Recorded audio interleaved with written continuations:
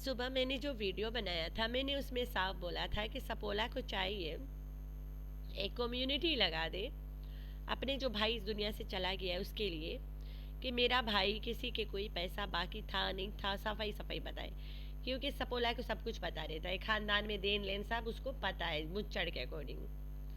तो सपोला तो ऐसा नहीं करने से नहीं रहा, लेकिन मुझे उम्मीद नहीं था कि 30% गुनाहगार बंदा असगर अंकल उसने कम्युनिटी लगा के अपने जो भाई इस दुनिया से चला गया उसके हक में बोला है कि अगर मेरा पैसा बाकी रहता तो भाई मैं छोड़ता ही नहीं। आगे बताती हूँ पूरा पूरा क्या बोला उसने। तो सपोला को तो चलो सपोला बताया, उसे लगा, और नहीं बताया सपोला तो अपने आप को बहुत अच्छा बंदा साबित करना चाहता है ना, कि मैं वाईटी पे जैसे चल रहा है वैसे ही चला रहा हूँ। चलो भाई, खिचड़ी पकाने वाले अपना अपना हंडी, अपना अपना दाल, अपना अपना मसाले पकड़ और दफा हो जाओ। जो कह रहे थे कि मीठी छुरी ने 45 लाख माफ़ी कर दिया, ओए होए होए होए। उसका बंदा आके कहता है कि मैं 1,000 ना माफ़ करूँ किसी को, उसके रिश्तेदार बैठे, उसके पास ज़मीन जायदाद थे, मैं बेचवा के ले लेता, लेकिन ऐसा कोई मामला था ही नहीं। और नज्जो, तू जो घटिया खिचड़ी पकाती है, तेरा भाई आके तेरे मुंह पे काला पोत गया कि तू कितना झूठ बोलती है। जब ना वो कर्जा बाकी था ना लेन देन था दोनों के, तो फिर उसके बाद तुम कौन होती हो यहाँ के बताने वाली की कॉल करके रो रहे थे कर्जे माफ हो रहा था न जो। कितनी कहानी बताओगे, कितनी कहानी बनाओगे? तुम्हारी असल कहानी मेरे पास है ना, वही बुजुर्ग अहमद, आगे चल के बताती हूँ। टेप कैसेट रिकॉर्डा भेजना साजन मेरा उस पार है, ये सब करना याद तो आ गया होगा ना। मुच्चड़ ने बताया था कि नज्जो रानी जवानी पे बाप जितना उम्र के बुढ़े के साथ, ओए होए ओए, आगे के बात ही नहीं करने का मन करता है। थोड़ा देर से मूड बना के बताती हूँ मैं। और सट्टू डार्लिंग, तू जो कह रही है कि उसके फैमिली के लिए मैं खड़ी हूँ, मैं करूँगी, उसके फैमिली इतना वेल ऑफ है, ज़मीन जायदाद वाले हैं। मुझे नहीं लगता तुम्हारी जिस्मी नमाइश के कमाई के भूखे बैठे वो लोग। तू भी अपना फालतू का अगड़म बगड़म रेसिपी खिचड़ी का लेके दफा हो ले। अब मरहूम के बारे में कोई भी खिचड़ी पकाएगा वो गालियां सुनेगा। जो दुनिया से चला गया है, जिससे वाइटी से कोई लेना देना नहीं था, उसके बीवी बच्चों को खैरात खिला खिला के ये हराम खोर वाइटी पे बताएगी। खिलाया नहीं है, खिलाने का सोच रही है, अभी से बता रही है तो कि ज़्यादा से ज़्यादा खैरात आए तो मैडम अपना घर बनाए। ये बिल्लो की जितनी बेटियां और बिल्लो है और इनके खानदान के बच्चा बच्चा है, इतने चालाक है, है तुम लोग की सोच है इतनी, तुम लोग इतना सोच ही नहीं पाओगे, इतने बेगैरत लोग हैं भाई। एक लॉस हुआ, लॉस के ये लोगों ने किस तरह से इस्तेमाल किया आप सबके सामने। इतने गिरे गैर गुजरे घटिया बेगैरत हरामखोर खानदान हमने अपनी जिंदगी में नहीं देखा राम। जो कुछ उसके साथ हुआ चलो तुम लोग बता देते, एक्सीडेंट में मेरा भाई गुजर गया, अल्लाह अल्लाह खैर सल्ला। कोई नहीं पूछ रहा था कि कैसे हुआ, तब हाथ किधर रहा, पाँव किधर रहा, क्या क्या हुआ, कितना खून निकला, ये सब नज्जोर खटारा बताइए। Hi friends, I am back. कैसे हो मेरे प्यारा प्यारा बच्चा लोग? हम तो ठीक है, अल्लाह की शुक्र है। तो हाँ जी जी, आप लोग इस फैमिली के एक लॉस के बाद में आप लोगों ने इनकी हदें देखा है, ये लोग किस तरह से गिरते हैं, ये लोग कितना चालाक है, ये लोग कितना झूठे हैं, ये लोग कितने बेगैरत है, ये लोग में कोई एहसास नाम की चीज़ नहीं है। जब ये अपने मरहूम घर से चले जा दुनिया से चले जाने वालों पे एहसास नहीं करते, तो तुम सब्सक्राइबर्स क्या चीज़ हो। नज्जो रानी ने जो वीडियो डाला था, she has deleted that video, ठीक है, हटा दिया उसने। हमारे जो दिमाग में छपा है भाई, नज्जो ने सीधा सीधा कहा कि मेरा भाई असगर के सजाद भाई 45 लाख पैसा बाकी था। मेरा भाई भाभी वहाँ से कॉल करे, रो रहे थे, हम मरहूम के कान में फ़ोन लगाए और मेरा भाई रो रो के उनसे बोला कि तुम्हारा कर्जा हमने माफ़ कर दिया। वाह नज्जो, क्या सीन बनाती हो तुम, क्या स्टोरी बनाती हो। तुम्हारा खुद के सगा भाई आज निकल के आके कहता है। चलो इसके लफ्ज़ों में बताते हैं। तो 30% गुनाहगार बंदा कहता है अभी जो मरा है वो कोई और नहीं था, मेरा भाई था, और के मरने पे भी लोग कंटेंट बना रहे हैं। पहली बात, अगर मैंने उससे पैसे लेने होते तो मैं कभी भी माफ़ नहीं करता, चाहे 1000 ही क्यों ना होता। उसके ज़मीन है, घर है, मैं उसके घर वालों को कहता कि मुझे बेच के पैसे दे दो। बिल्कुल, हमें भी पता तुम ऐसे हो। ये बात तो मैं पहले वीडियो में बोल चुकी हूँ कि तुम माफ़ करे वाला बंदा है ही नहीं। साल से मैं फार्म पे काम कर रहा हूँ और फार्म लेने से पहले हमारे दरमियान जो हिसाब किताब था वो ख़त्म हो गया था। इस बात का मेरे चाचा को भी पता है, उनके सामने सब हुआ था। उसके बाद वो किसी और के पास काम कर रहा था। यही बात मुच्चड़ चाचा पहले बोल चुका है कि वहाँ के बाद जब वो किसी और के पास काम करने लगा तब भी तुम उसके पैसे नहीं दे रहे थे। शायद तुमने जब दिया है या फिर तुमने उसका चुट्टा पुट्टा करा है तब वो पाकिस्तान आया था उसी पैसे से। ये बात मुच्चड़ 1 साल पहले बोल चुका था कि मेरा भाई के बेटा इसके साथ काम करता था और ये पैसे नहीं देता था। तुम कह रहे हो कि हिसाब किताब हो गया था, तो मुच्चड़ भी यही बात कहा है कि ये पैसा देगा तो वो पाकिस्तान आएगा। तो जाहिर सी बात है तुम दिए होगे तो पाकिस्तान आएगा। तो आगे का पढ़ती हूँ। अगर मैं वाईटी पे नहीं हूँ तो कुछ भी बोलो, मैं सुन रहा हूँ प्लीज़। अगर मेरे बारे में कुछ होता तो मैं नहीं आता, पर ये मेरे मरे हुए भाई के बारे में था इसलिए आना पड़ा। आप लोग की बड़ी मेहरबानी होगी उसका नाम लेना छोड़ दें। अगर वो अपनी ज़िंदगी में वाईटी पे नहीं आया तो मरने के बाद आप या मैं कौन होते हैं अपने कंटेंट के खातिर उसे लाने वाले। आज वो गया है, कल को हमने भी जाना है, कुछ तो सोचें। तो 30% गुनाहगार खालू, ये बात तुम अपनी बहन को कॉल करके बताओ। तुम्हारी बहन नज्जो ने आज अपना असल रंग दिखाया तुम्हारे इस जवाब के बाद में कि तुम्हारी बहन को बड़ी चुल बड़ी खुजली मचती है। सबसे पहले तो फारूक को चोलिस्तान जाना छुड़वाओ, इसके खुजली मरवाओ घर में बिठा के। दूसरा, बिल्लों को ठुमका लगाने के लिए ज़मीन नहीं दिया करो, नज्जो को लेटा दिया करो, ओकर ऊपर बिल्लो नाच लिया करेगी, तभी जाके इसके अकल ठिकाने आएगा। इस औरत को जब ये बता रही थी जिस तरह से कि रो रहे थे, वाह क्या सीन बनाई थी इसने। ये सीन हुआ नहीं हुआ वो तो रब का पता, हम वहाँ पे नहीं थे, ना मैं थी ना आप थे। इनके ख़ानदान को पता है, अल्लाह को पता है कि कॉल हुआ, बात रो रहे थे, गिड़गिड़ा रहे थे, या फिर माफ़ी मांग रहे थे, या फिर छुट्टा कर रहे थे, अल्लाह को पता है। अब जो उस आदमी को कर्जा बोल रहे माफ़ किया है वो खुद कहता है कि मैं तो 1000 ना माफ़ करूं, तो बात ख़त्म। उसने कुछ नहीं माफ़ किया, ठीक हो गया। लेकिन नज्जो तुम अपने भाई को नंबर क्यों दिला रही थी?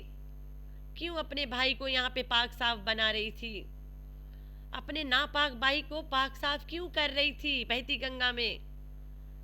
तो ये हरकत नज्जो रानी ने किया है। आई होप वो मरहूम इसको कभी भी ना माफ़ करे। नज्जो अब तुम गिड़गिड़ा के मर भी जाओ तब भी नहीं माफ़ करे वो तुम्हें। तो नज्जो रानी जब तुम मरोगे पता मैं क्या वीडियो बनाऊंगी? याद करो मुच्चड़ ने बताया रहा, अहमद नाम का एक बुजुर्ग था गांव में जिससे तुम्हारी आशिकी चल रही थी, तुम्हारे बाप के उम्र का बंदा था, वो गुजर गया है कब का। उसको नज्जो रानी टेप रिकॉर्ड करके लव लेटर भेजती थी, रिकॉर्डा में, टेप रिकॉर्डा में, टेप मतलब कैसेट में उसको अपना लव लाइन भेजती थी कि आए आए बुढ़ा मैं मर गईया बला बला बला, ये सब ऐसे करती थी। तो नज्जो रानी उस बंदे के गुजर जाने के बाद भी मुच्चड़ ने तुम्हारा ये वाला भांडा फोड़ा था कि ये इतनी हराम खोर थी जवानी पे अपनी। तुमने बुढ़े से आशिकी लड़ाई थी, बाप के उम्र के आदमी चाहिए था तुम्हें, और शुक्र कर फारूक नशेड़ी तुम्हें पकड़ लिया, वरना बुढ़ा की बेगम बनती दूसरी तीसरी तुम। तो नज्जो तुम लोग के क्या क्या लाइन है ये तुम लोग के मर जाने के बाद याद किया जाएगा। मुचड़ के वीडियो आज भी उसके चैनल पे हुई, मुझे कभी मिल गया मैं फ्री टाइम देखूंगी, अगर मिल जाए मैं तुम लोग के लिए पेश ज़रूर करूंगी इस नज्जो की कहानी। तो ये सब हरकत नज्जो रानी ने की है। तो नज्जो पहले अपना कांड संभाल, पीछे दूसरे के उधर नाक गुजारना लंबाला जो है, वरना कट जाएगी ऐसे। वकार को शर्म आना चाहिए, कितनी घिनौनी उसकी सास है, गलीज औरत, गलाजत। एक वीडियो उतार दी अपने भाई अजगर 30% गुनाहगार बंदे के नाम पे। फिर इसके बाद सट्टू डार्लिंग आ गई बहती गंगा में बचा कुछ अपना हाथ धोने कि मैं मदद करूंगी भाई, मैं मदद करूंगी। मैं तो बताया इनके पास जमीन जायदाद थे, बेच बाच के खा लेंगे। उसके बाप के पास पैसे कौड़ी, अच्छा खासा बाप अमीर है, मेहनत मजदूरी इनकी अच्छी खासी चल रही है, कमा के खा लेंगे, ठीक है। तो ये वाला झूठ बोलना बंद करो, ठीक हो गया। तो ये खानदान ऐसे है। एक बहन ने नज्जो तमाशा किया, भाई आके बता दिया कि मैं 1000 भी ना माफ़ करूं, मैं मांगता फैमिली से अगर मेरा 1 रुपया, वो तो हमें भी पता है मीठी छुरी 1 रुपया नहीं माफ़ करने देगी। बिल्लो की बेटी जो है, जिसके पास अपनी माँ बाप के लिए पैसा नहीं है, वो तुम्हें क्या देगी, किसी और को क्या देगी। सट्टू भी कौन सा देती है किसी को, वो तो ब्लैकमेल हो जाती है, जबान में ताला लटकाने के लिए देती है।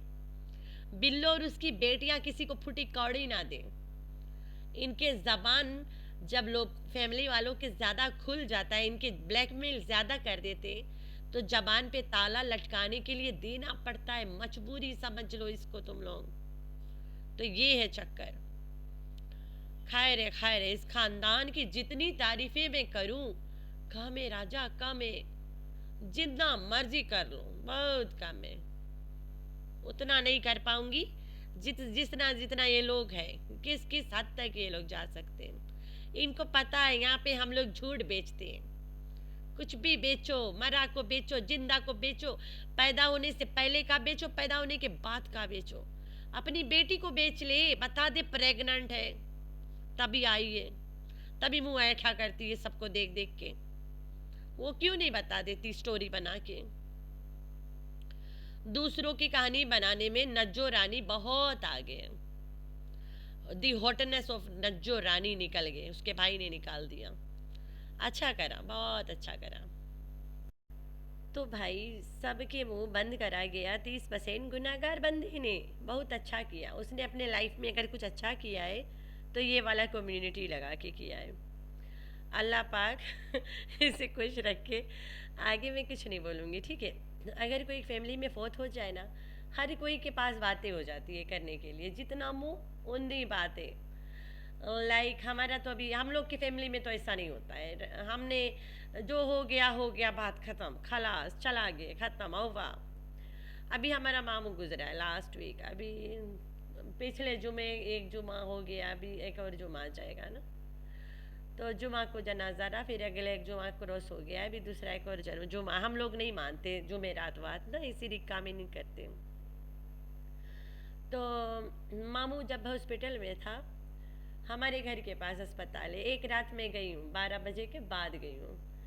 उमाइजा ने नाना को देखना था, उमाइजा उसको नाना बोलती है, हस्बैंड के मामू है, लेकिन वो अपनी बेटी मुझे मानता था, तो उमाइजा उसको नानू बोलता था, नाना। उमाइजा कहती, उमाइजा से बहुत प्यार करता था, ये भी उसके साथ ही खेलती बहुत थी जब जाती थी वहाँ। तो ये कहती है मुझे नाना को भी देखना है। तो हम रात के ज़्यादा देर से गए कि गार्ड वार्ड को हम बहला फुसला के अंदर लड़की को थोड़ा देर ले जाएंगे। तो ये मैडम मास्क वास्क पहन के गई हम लोग के साथ है।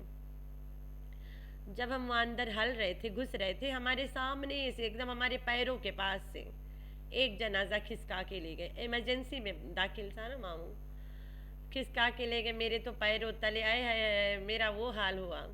उसके बाद में फिर हम अंदर गए, मजबूत करके अपने दिल को पत्थर रख के गए, जैसे तैसे। डरती मैं बहुत हूँ। जब मैं अंदर गई हूँ तो मामू था वहाँ पे, मेरी छोटी ननद, जो 2 ननद है मेरी उस मामू के घर में, तो एक बड़ी एक थोड़ी बड़ी से छोटी है। तो जो छोटी ला के हस्बैंड मेरा भाई वो वहाँ खड़ा था, और बड़ी अली का बेटा मैं हमारा बेटा खड़ा था वहाँ। तो इन दोनों के लिए घर में जो भी कुछ राम ने बनाया था मैं ले गई थी। मैंने बोला दोनों खा लेंगे ना खुशी से। वो खाना के डब्बा पकड़ाई हूँ मैं, मामू के पास जैसे गई हूँ, मामू कैसे हो, मामू को थोड़ा सी टच वच करी ना कंधे को। मामू कहता है बेटा मुझे चाय बिस्किट तो खिला दे। मैंने बोला है अल्लाह ये मामू क्या मांग दिया मुझसे, जबकि इसको खाना मना है अभी। सब पाइप वाइप लगा था ना, सब तरह के पानी वगैरह सब उसे मतलब ग्लूकोज वगैरह सब लगा था। डॉक्टर ने सख्त मना किया था कुछ भी नहीं खिलाना पिलाना। तो मैंने बोला अब क्या करूं, मैं क्या जवाब दूं। मेरा जो भाई खड़ा था ननद का हस्बैंड, उसने कहा बोलो हाँ मामू वो चाय ला रहे भी खिला दूंगा। मैंने बोला मामू चाय मंगा रही हूँ आप भी खिलाऊंगी मैं सच बता इतना कलेजा फट रहा था मेरा कि मामू आज चाय बिस्किट मांग रहा। उसे किसी की पहचान नहीं थी, बस जो भी जाता सबको बेटा बोल के बुलाता था। सिर्फ मेरी सास को पहचानता था कि मेरी बहन आई है और बाकी किसी को नहीं। और मेरी बड़ी ननद को पहचानता था, वो कॉल करती थी तो सुनता था ना और रोता था। बाकी किसी को नहीं पहचानता था। उसे वो पहचान थी कि ननद मेरी बहन वगैरह जो है सब छोटे छोटे हैं, उस टाइम की पहचान उससे था। तो मैंने बोला मामू, मैं बोल के इतना मैं बाहर आ गई, उसी टाइम बाहर निकल आई मैं इतना बाहर जाके बाइक पे मैं उस वार्ड से पूरा अस्पताल से बाहर निकल गई। उमैजा के अबू और मेरा जो ननद का बेटा हमारा बेटा जो हो गया, वो दोनों कुछ एक्सरे वक्सरे के पीछे लगे रहे। मामू के एक्सरे करवाना बहुत ज़रूरी था, रात था ना। तो अबाउट 3-4 AM उसके एक्सरे होना था, वो अपॉइंटमेंट उस टाइम मिला था उसको। वहीं पे जाके करते हैं ना, पोर्टेबल है। तो फिर ये उधर उधर थोड़ा कुछ काम उम था, ये चला गया। हम और उमैजा बाहर बाइक के पास खड़े थे, हमारे सामने से एक लोग जा ही आए रहे थे। मैं ऐसे रोने लग गई कि बेचारा कि आज मैं चाय मांगा, एक बार बोला, चाय के बहुत शौकीन था मामू। तो अभी ये बातें मैं यहाँ कर रही, मुझे पता मेरी कोई रिश्तेदार नहीं सुन रहा है, लेकिन ये बातें मैं यहाँ कर दिया, ठीक है। अभी ये बातें कितना इशू बन सकता है, और लेकिन हम लोग तो उसके अपने हैं, हमारे रिश्तेदार भी समझदार है ना कि मैं ऐसा एग्जाम्पल शेयर कराएं। नेक्स्ट रात को ना मैं नहीं गई, मेरी खुद की तबीयत ख़राब थी। मेरा हस्बैंड मेरे जो ननद का बेटा है हमारा बेटा, उसे हम कॉल करे, वो कहता है हम अभी आ रहे हैं अस्पताल और बाकी लोग होंगे। हम अस्पताल के दरवाजे से ही कॉल कर रहे थे उसे। हमने बोला मैं तो नहीं अंदर जाऊंगी, आप जाओ, आज मुझे नहीं दिल कर रहा है मैं अंदर जाऊं। मैं गई ही नहीं। दूसरा सुबह तो पता चला मामू है ही नहीं दुनिया में ना। तो बड़ा पछताई फिर मैं कि बोला लास्ट मोमेंट भी मैं नहीं गई देखने। नसीब की बात है ना। बहुत अच्छा था अल्हम्दुलिल्लाह, इतना अच्छा था कि मौलवी साहब जब बयान कर रहा था ओए ओए, इतना पाक दिल का बंदा था मेरा मामू। अल्लाह पाक उसे जन्नत देगा। जुमेरात को फोत हुआ है और जुमा को उसके जनाजा हो गया था। तो जब कोई चला जाता है तो बातें ही रह जाती है। हाँ मामू ने जितना इज्जत कमाया वो इज्जत उसके कोई नहीं टस मस कर सकता है। हमारी जो फुप्पो थी मामू की वाइफ, वो जब गुजरी है मामू ने उसके याद में एक बड़ा सा मदरसा बनाया। मामू ने अपना पूरा जमा पूंजी, अपने जितनी कमाई आती गई सारा कुछ वहीं लगाता था। जब भी कोई बच्चे उसके पैसे देते थे मामू मदरसा में लगाता था, अपना वक्त भी वहीं गुजारता था। नमाज नमाज, मदरसा, इबादत इबादत इबादत। तो कितना ब्लेस्ड है ना मामू हमारा। अल्लाह पाक से जन्नत में अच्छा जगह दे। तो जब इंसान चला जाता है ना, बातें रह जाती है, यादें रह जाती है। लोगों को ना उसे समेट के रखना चाहिए, ना कि सोशल मीडिया पे बांटना चाहिए। हमारा मामू के जाए के 1-2 हफ्ते हो गए, लेकिन आज मैं ये बात बता रही हूँ। तो उस टाइम हड़बड़ी में अगर बंदा की ज़बान से कुछ निकल भी जाए, लेकिन झूठ तो ना निकले ना। कुछ भी निकल सकता है हड़बड़ी में, लेकिन झूठ तो झूठे बंदे के मुंह से निकलेगा, सच्चे बंदे के मुंह से झूठ नहीं निकल सकता है। तो नज्जो रानी के हड़बड़ी में झूठ ही निकल गया, क्योंकि वो एक झूठी है, ये पूरे खानदान झूठे हैं। तो जाने वाला तो चला गया, अब उसके हक में बैठ के दुआ मांगो, ना कि यहाँ बैठ के उसकी कहानियाँ बांटो तो के लोग और बड़ी बड़ी कहानी बनाए। तो तुम पूरे खानदान तुम लोग बाज तो नहीं आने वाले हो। हम तो भाई अब दोबारा उसके मरहूम के बारे में कोई बातें नहीं करूँगी। अगर ये कुछ करेंगे इन्हें इनकी धुलाई ज़रूर करूँगी, पर उसके नाम नहीं लूँगी मैं अब, क्योंकि हमारा तो कोई वो लगता नहीं था। बस हम यही बोल सकते कि अल्लाह पाक उसे जन्नत में अच्छा जगह दे, उसके फैमिली को सब्र दे और उनके अपने जीने की तरीका दे देना, आगे चल के अच्छा से रखे ना सही सलामत सबका। तो आप लोगों ने रखना अपना बहुत सारा ख्याल, दुआ में करना याद। अल्लाह हाफिज़।